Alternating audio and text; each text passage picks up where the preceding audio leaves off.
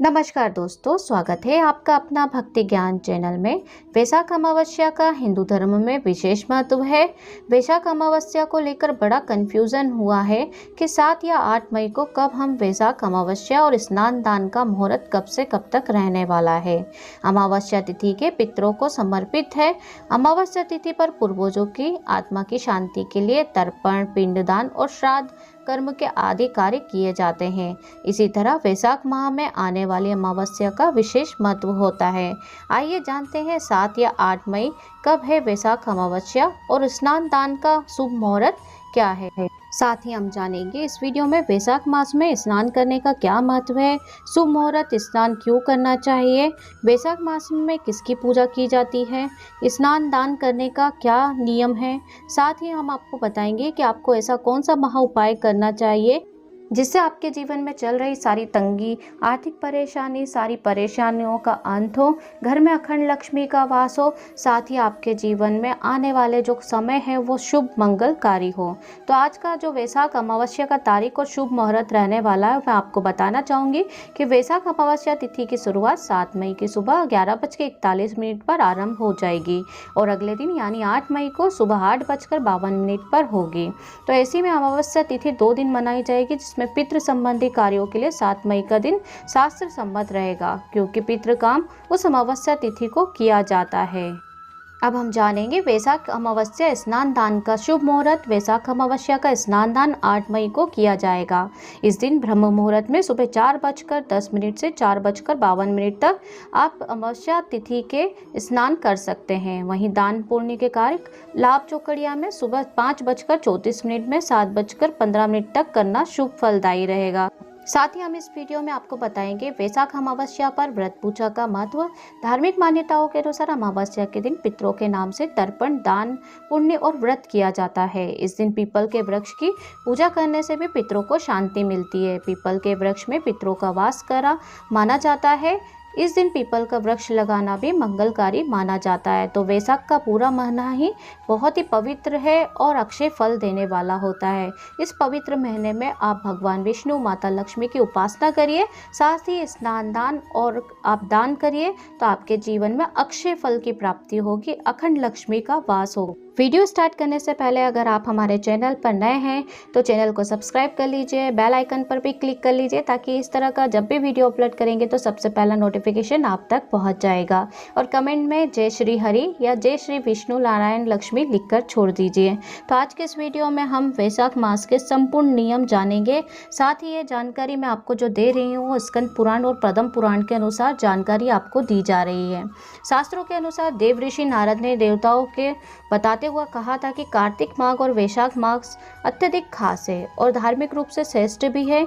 इन तीनों का जन्म श्री हरि विष्णु के हृदय से हुआ था, इसलिए ये मास श्री हरि को अति प्रिय है और श्री हरि के स्वरूप कहे जाते हैं। विशाखा नक्षत्र से संबंधित होने के कारण इसे वैशाख मास कहा जाता है। इस मास में भगवान विष्णु, लक्ष्मी जी, तुलसी जी, देवी गंगा, पीपल, परशुराम जी और देवी की पूजा आराधना की जाती है। इस मास को माधव नाम से भी जाना जाता है, क्योंकि भगवान विष्णु को ये मास अत्यधिक प्रिय है, इसलिए भगवान विष्णु ने इसको एक नाम माधव भी दिया है। इस महीने में श्री हरि भगवान विष्णु, श्री कृष्ण का नाम लेने से ही, स्मरण मात्र करने से ही सारे पापों का नाश हो जाता है। जाने अनजाने में नित्य प्रतिदिन हमारे से हुई गलती किसी न किसी रूप में कोई पाप हो जाता है। ऐसे में हम इस मास में भगवान विष्णु, श्री हरि का नाम मात्र सुमिरन तप कर सारे पापों का नाश कर सकते हैं। इस मास में किए गए जप, तप, दान, स्नान, ज्ञान, जप, तप का अनंत फल प्राप्त होता है। इस महीने में धन प्राप्ति, पुण्य प्राप्ति के तमाम अवसर आते हैं। साल में एक बार ही इस महीने में श्री बांके बिहारी के चरणों के दर्शन के अवसर हमें इस महीने में ही देखने को मिलते हैं। इस मास में सूर्य की तपिश बढ़ जाती है और गर्मी अपने आप बढ़ जाती है और गर्मी अपने चरम पर होती है। इस मास में प्यासे को जल पिलाने का सबसे बड़ा पुण्य माना जाता है। एक प्यासे को जल पिला देना यानी 100 गंगा स्नान के बराबर और पुण्य रुद्र अभिषेक जितना फलदायी होता है।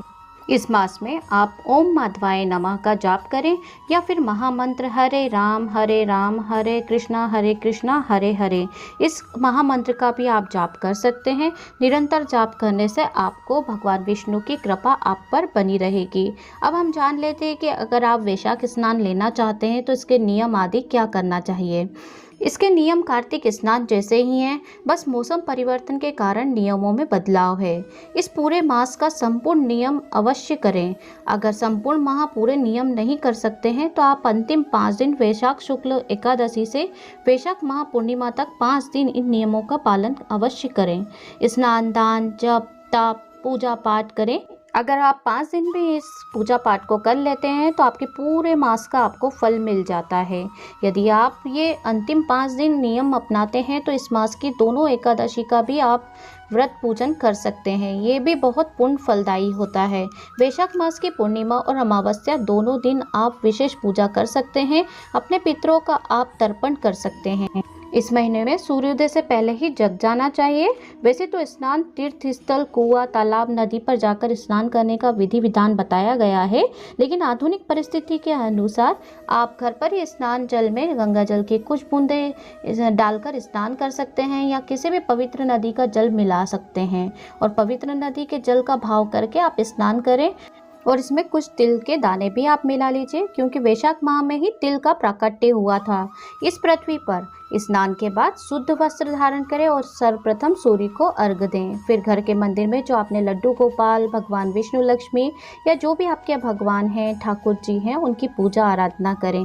अक्षत, फूल, दीप, देवे, ड्रोली, चंदन, घंटी, जल का लोटा, फल फूल भोग विधि विधान से लगाएं। भगवान विष्णु को तुलसी जी अति प्रिय हैं, तो आप भगवान जी को आप 1, 5 या 7 या 11 कितनी भी संख्या में तुलसी दल अर्पित करिए। विष्णु सहस्त्र नाम का पाठ करते हुए तुलसी दल अर्पित करिए। कम से कम 1 तुलसी दल जरूर अर्पित करिए। रोज की पूजा में दान दक्षिणा 1 माह तक अवश्य रखें। आपके सामर्थ्य के अनुसार आप दान कर सकते हैं। ज़्यादा से ज़्यादा आप 10 रुपये, 11 रुपये या जितना भी आपका सामर्थ्य हो उसके अनुसार आप कम से कम 1 रुपये अवश्य निकालें डेली। और डेली भगवान जी का ध्यान करें, क्योंकि आप सभी जानते हैं क्योंकि ये वैशाख का महीना बहुत ही पवित्र महीना माना गया है और इस महीने में किया गया दान पुण्य अक्षय फल प्रदान करने वाला होता है। आप अभी दान करेंगे, आप अभी पूजा आराधना करेंगे, लेकिन इसका जो फल है वो आपको भविष्य में मिलने वाला होता है। तो कम से कम आप 1 रुपये अवश्य डेली निकालिए और ये दक्षिणा आप किसी भी पात्र में आप निकाल कर रखते जाइए। बाद में आप किसी भी जरूरतमंद को इकट्ठा करके वैशाख स्नान पर आप इसे दान कर सकते हैं। इसके बाद वैशाख मास की कथा आप वहीं बैठकर अवश्य सुने।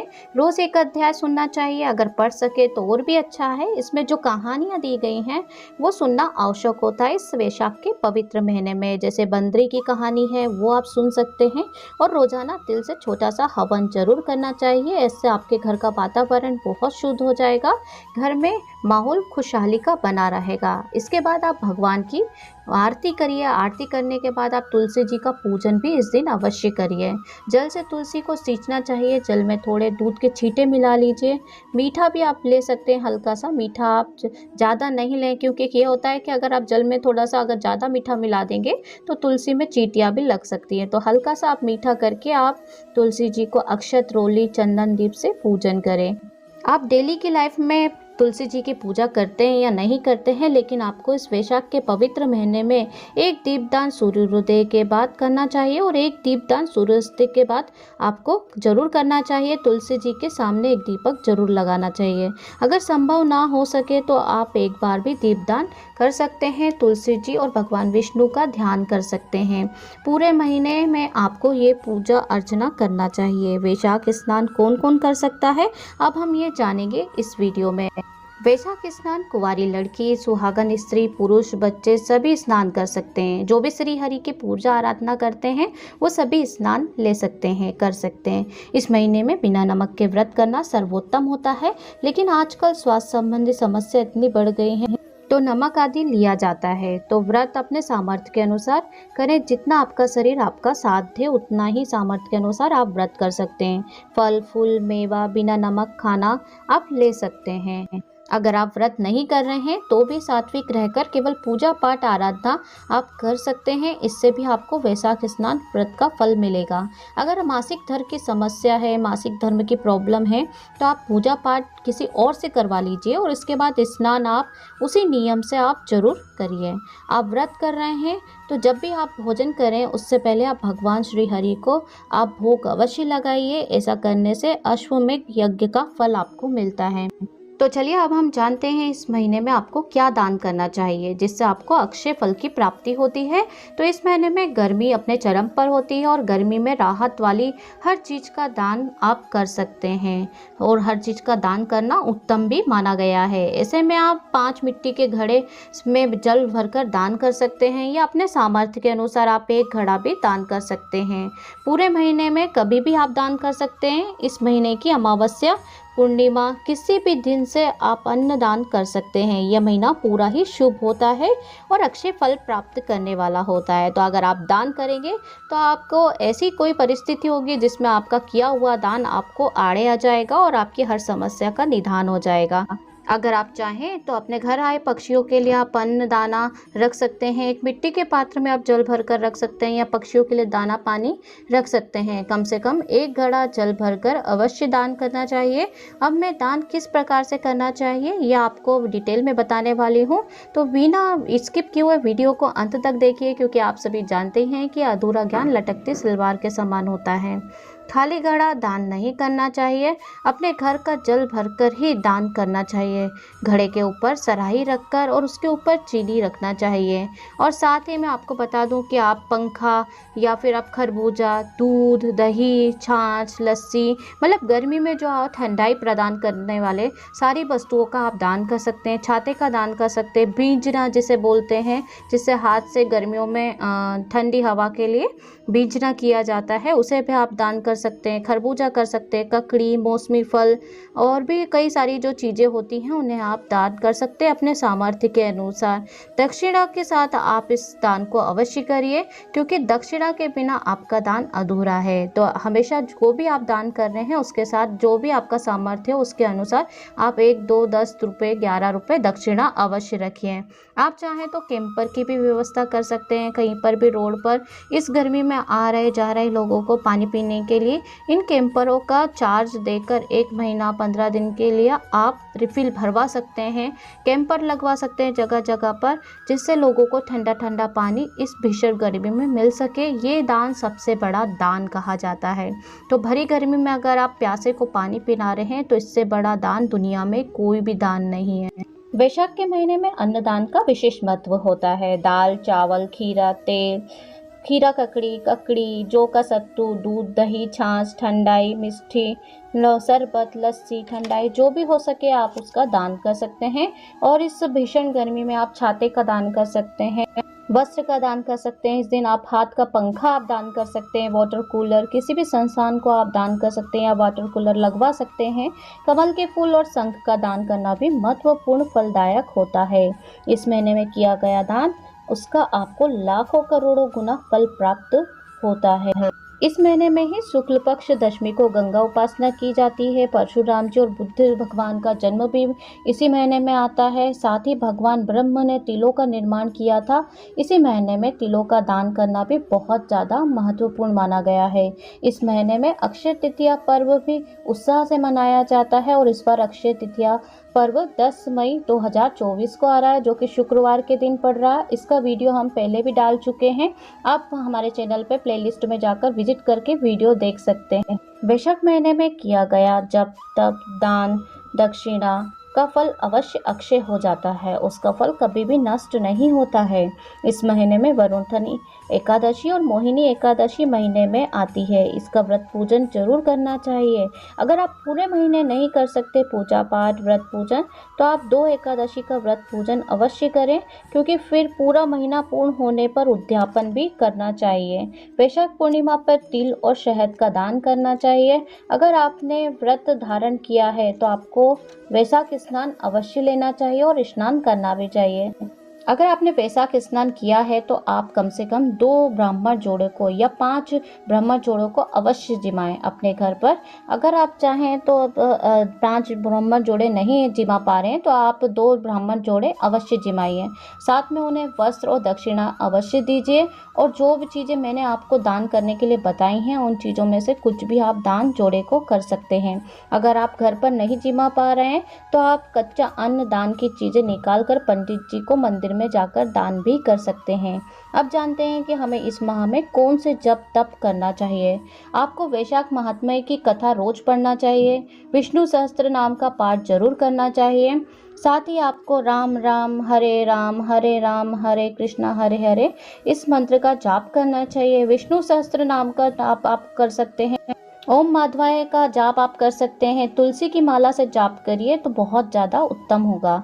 आप हिंदी या संस्कृत में पाठ कर सकते हैं। महीने के आखिरी 3 दिन में भागवत गीता का आप पाठ करिए तो आपको अक्षत फल की प्राप्ति होगी और आपकी सारी मनोकामना की पूर्ति होगी, क्योंकि ये पूरा महीना ही सर्वश्रेष्ठ होता है। अगर आपके जीवन में कोई बड़ा संकट है, कोई संकट आपको घेरे हुए है, तो आपको इस मास में गजेंद्र मोक्ष का पाठ अवश्य करना चाहिए। गजेंद्र मोक्ष का पाठ सूर्योदय पूर्व से ही करना चाहिए और सूर्योदय होने तक पाठ पूरा हो जाना चाहिए। तो इस तरीके से इस बात का ध्यान रखना चाहिए, समस्त समस्या समाप्त हो जाएगी। इस मास में केले, बड़, पीपल, आकड़े, तुलसी, पवित्र पौधे, पेड़ का पूजन अवश्य करना चाहिए। इस मास में तुलसी जी की माला, जिसे कंठ कहा जाता है, कंठ आपको जरूर धारण करना चाहिए। मस्तक पर चंदन का तिलक अवश्य लगाना चाहिए। तो वैशाख मास का स्नान करने वाले व्यक्ति को नहीं करना चाहिए इस वैशाख के पवित्र महीने में। चलिए अब हम जान लेते हैं। इस मास में ब्रह्मचारी का पालन करना चाहिए, पूर्ण सात्विक रहना चाहिए। तेल की मालिश बिल्कुल भी नहीं करना चाहिए। सिर में तेल आप लगा सकते हैं लेकिन तेल की मालिश बिल्कुल भी नहीं करना चाहिए। इस दिन में सोना नहीं चाहिए। विष्णु जी के धर्म ग्रंथों का पाठ करना चाहिए। एक बार भोजन करना चाहिए। बासी भोजन बिल्कुल भी नहीं करना चाहिए। सात्विक भोजन को ही धारण करना चाहिए। तो तामसिक भोजन का धारण बिल्कुल भी नहीं करना चाहिए। कांसे के बर्तन में भोजन ना करें। तन पर वस्त्र पहनकर स्नान करना चाहिए। निर्वस्त्र होकर स्नान ना करें। पलंग पर ना सोएं, हरि के चरणों में सोएं तो ज़्यादा अच्छा होगा। छल कपट द्वेष से दूर रहें, निंदा नहीं करें। श्री हरि का नाम लेकर जब तब दान करें। ऐसे ही हमें नियमों का पालन करते हुए अक्षय फल की प्राप्ति होती है। अगर आप इस जानकारी को वैशाख मास में ज़्यादा से ज़्यादा लोगों को शेयर करेंगे तो इस जानकारी को पहुँचाने से आपको, भले आप व्रत करें या ना करें, पूजा आराधना करें या ना करें, लेकिन आपको पुण्य फल प्राप्त होगा। अगर आप व्रत भी नहीं करते हैं तो भी इस महत्वपूर्ण जानकारी को आप शेयर करिए ताकि ज़्यादा से ज़्यादा लोग इससे परिचित हो, इसे जानें और आपको पुण्य फल की प्राप्ति हो। अगर आपको हमारा वीडियो थोड़ा सा भी अच्छा लगा हो तो चैनल को लाइक, शेयर एंड सब्सक्राइब कर लीजिए। बेल आइकन पर भी क्लिक कर लीजिए, क्योंकि एक यही रास्ता होता है जिससे मैं आप तक पहुँच पाती हूँ। तो आपको जब भी हमारा ऐसा कोई वीडियो अपलोड होगा तो सबसे पहला नोटिफिकेशन आपके पास पहुंच जाएगा। और कमेंट करके हमें ये ज़रूर बताइए कि आप किस देश से हमारा वीडियो देख रहे हैं, तो हमें बहुत ज़्यादा खुशी होगी। तो मिलती हूँ मैं आपसे अगले वीडियो में। तब तक के लिए जय श्री कृष्णा, जय हरि नारायण, जय ठाकुर जी, जय विष्णु लक्ष्मी।